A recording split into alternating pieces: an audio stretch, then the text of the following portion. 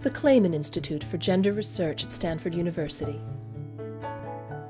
Reinvigorating gender equality in the 21st century.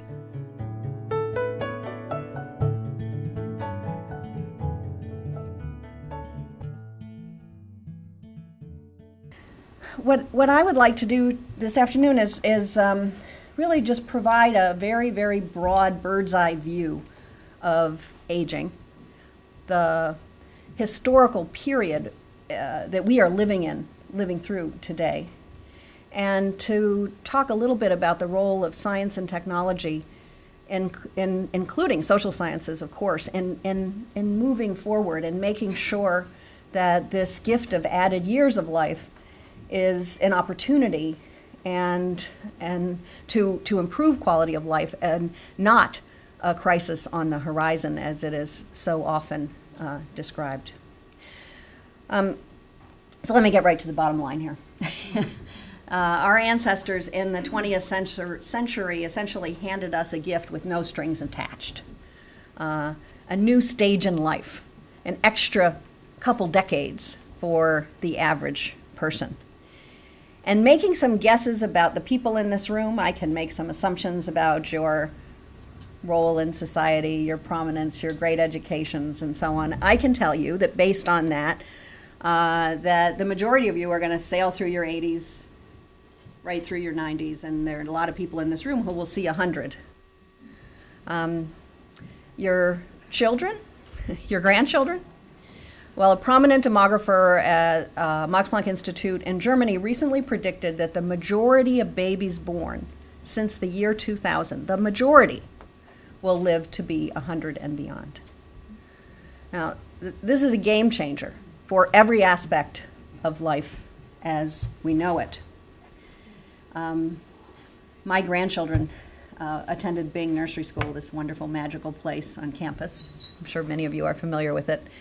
And occasionally, because they were on campus, I would pick them up after they got out of nursery school. And I think about longevity all the time. Like, I dream about it. I think of it. I'm just always thinking about it. So I go over there to pick up these little kids, and I look at the children swinging on the tire swings and playing on the play structures, and I squinted my eyes just ever so slightly, and what I saw were the first centenarians of the 22nd century.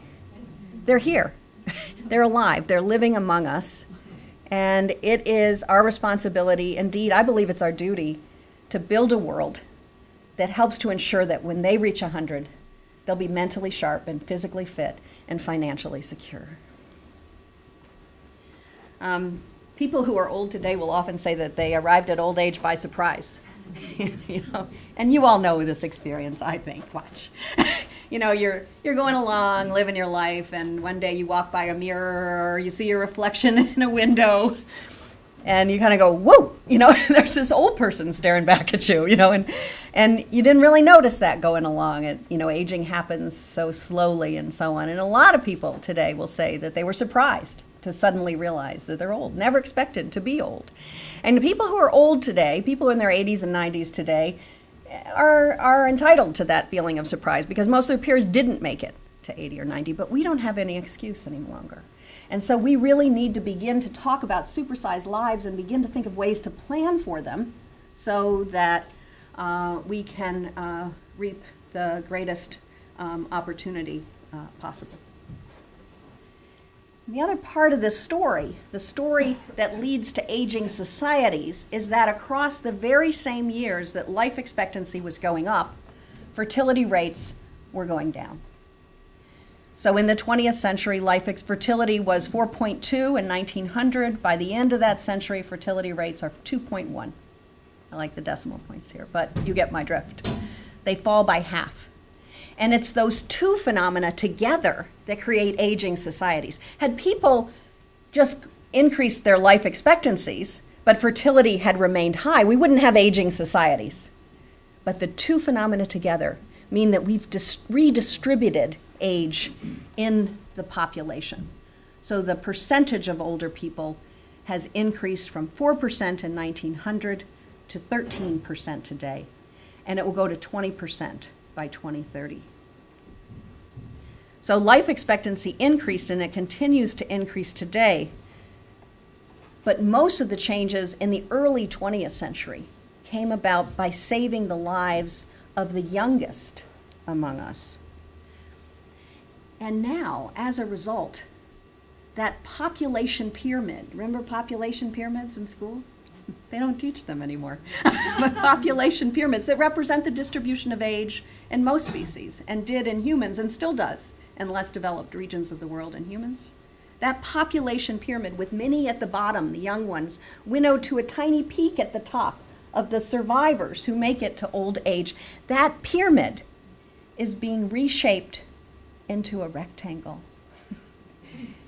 And if any of you can get chills from biostatistics, my people, these are the numbers that should do it. Because what this means is that for the first time in the history of the species, the vast majority of children born in the developed world are having the opportunity to grow old. This is an extraordinary cultural achievement. The implications of these changes are really only beginning to dawn on us. But mostly, when you hear about aging individuals and aging societies, mostly there's concern.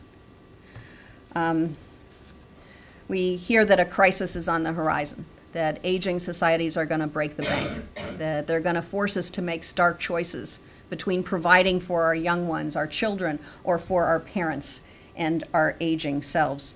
We hear that young people are going to have to face undue burdens in supporting a large, elderly, frail population. And make no mistake, an overly romanticized view of old age is as harmful as an overly negative one. Alzheimer's disease, rheumatoid and osteoarthritis, stroke, hearing losses, visual diseases, other age-related problems are lowering the quality of life for hundreds and thousands of older people and their families. And women are at greater risk for nearly all of the great risks associated with old age. But in the mix of real concerns, there are a number of hopeful, optimistic glimmers. Many older people, for example, today, women and men, are doing really well into their 80s and 90s, some into their hundreds. On average, people are arriving at 65 healthier than their counterparts in previous decades. And in fact, for the last 50 years, every birth cohort, generally done in 10-year periods, has been healthier than the cohort that arrived at 65 before. So we've been seeing health in old age and mortality risk, health go up and mortality risk go down at these different ages. Sensor technologies are promising to vastly improve means of communication and healthcare delivery.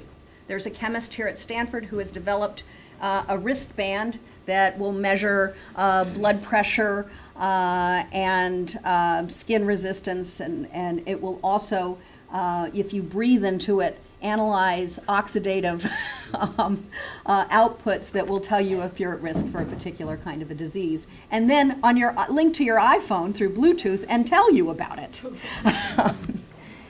And we're beginning to develop, colleagues here at Stanford, John Chauvin, George Schultz, together are working on win-win solutions for programs like Social Security that may encourage people with carrots to work longer without punishing people who can't.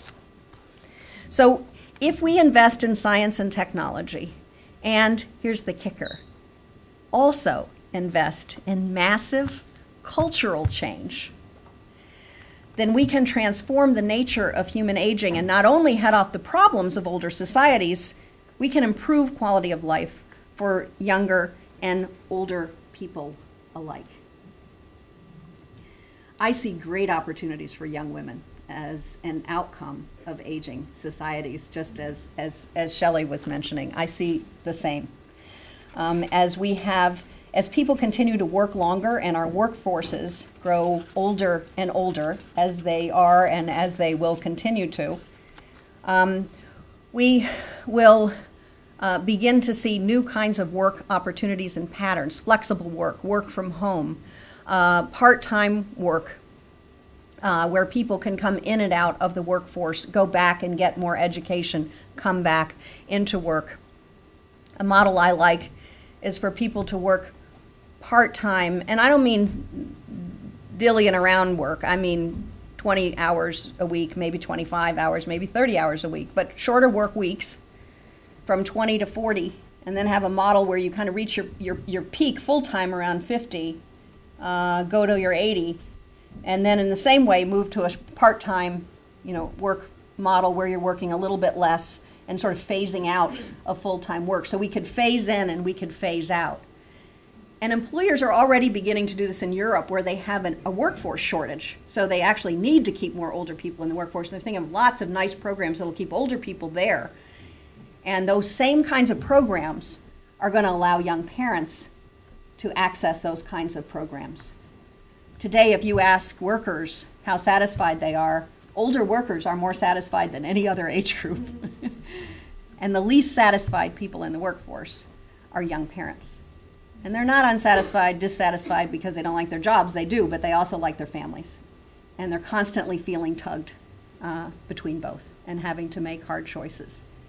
Shelley mentioned this. I'll say it again. We don't have to make those choices anymore. If I ask people today, what's their biggest problem? The most common answer is, I just don't have enough time. And you know what? We do. We just got 30 extra years on average. We've got more time. And so with a little bit of imagination, with a little bit of ingenuity, we should be able to think about solving the problems with science and technology, and they are real, and we need to invest seriously in them. But just as our ancestors did, we need to think about changing the way that we live. We need to think about changing career and work models, but we also need to think about changing education so that, again, people can come in and out of the educational system throughout their lives. We need to think about leisure, new models of leisure where you don't wait until you retire and get the gold watch to get some.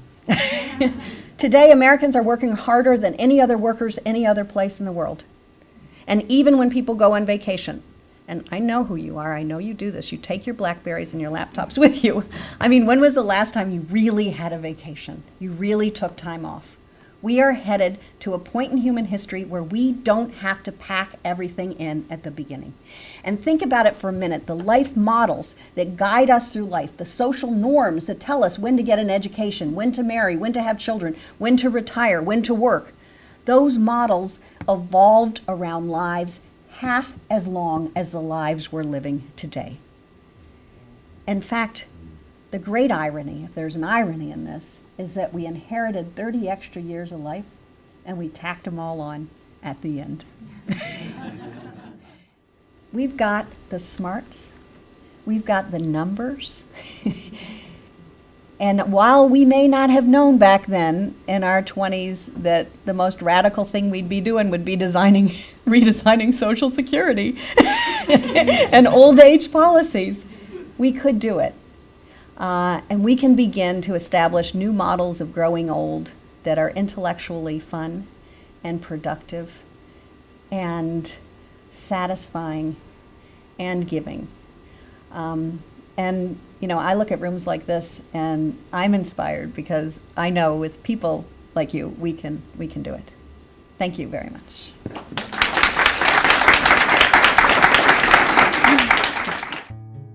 The Clayman Institute for Gender Research at Stanford University. Reinvigorating gender equality in the 21st century.